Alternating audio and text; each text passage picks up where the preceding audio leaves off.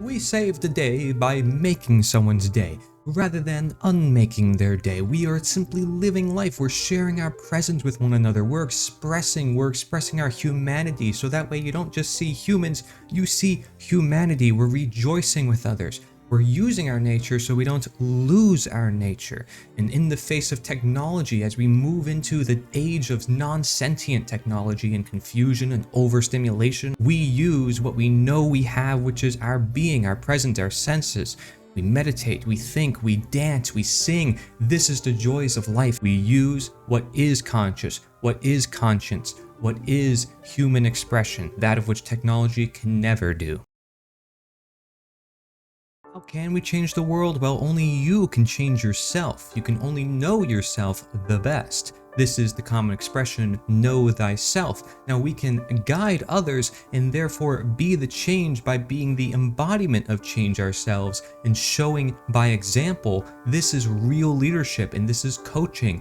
People willingly following and emulating your actions rather than claiming, oh, I'm an authority, you must follow me just because I say so. In this message of true freedom or true action, being the leader, showing it through yourself and your own example creates the mission, and the mission creates the further message. Similarly, the action creates the movement, and the movement creates more action. And notice when I say movement, I mean move the mind. Moral suasion is what the abolitionists called it when they wanted to end slavery. They couldn't end it by just writing on a piece of paper. They had to change the hearts and minds of the masses. And to educate, literally from Latin, means to lead. That's the long-term root targeting solution. If you want to change the reality, you have to change people's minds within that reality, because our minds create this world. Therefore, being an educator and not a politician is the way we change the world, and that is simply meaning remind the world of who they are. This is our evolution, saying this is who you are, this is who you can be, and this is who we can ever be. We want to free ourselves from slavery because we're meant to be free. This is abolitionism. How can we save our culture? Well, there are many different cultures around the world, and the key to this is families and values that people see as desirable, passed down but not forced upon, but liked. Emulating leadership, emulating culture, it makes strong cultures when people stick together and they say, this is something I like to be a part of. When you have holidays, you have ceremonies, and you can think of it like walking into a coffee shop or a branded store. You know what you're expecting. You see a certain culture in that coffee shop. Maybe there's people on their computers, there's certain smells and sensories and music. It gets you a feel, creates a culture. But there's also the concept of a whole culture, like the idea of freedom or abolitionism, like in the 1800s, where people got together around a shared cause across many different individual cultures within. And that's because there is a great unifying quality to them.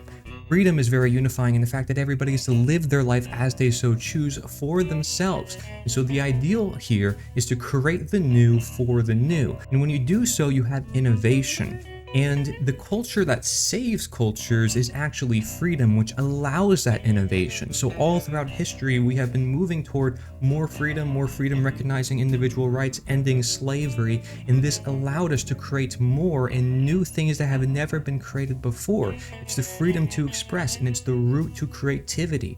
In this process, we have to reflect, we have to take a step back and see nature amidst the technology, amidst all the things that are being created, to see what created that in the very first place, recognizing that technology is simply a tool and we should not become the tools of our tools.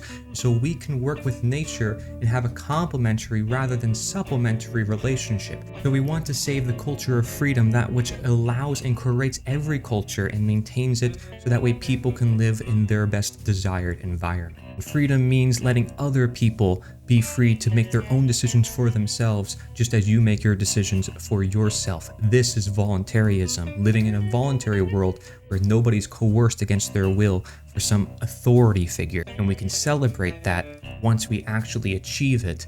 And that means recognizing that the governments of the world are not serving humanity as much as people realized slavery is not serving humanity. For thousands of years, rising and falling, it gives us great credence to understand why it doesn't work, and why what does work is what has always been upheld in society: voluntary interaction. But when you save the day, you're saving someone's freedom. When you change the world, you're allowing people to be free. And when you save the culture, you're saving the day for everyone. You're saving everybody's freedom. You're saying, hey, here's a world that you can actually celebrate. You don't have to worry about 300, 400, 500 years going by and then democide happening, the country and all the cultures dying repetitively, as have been the history of governments.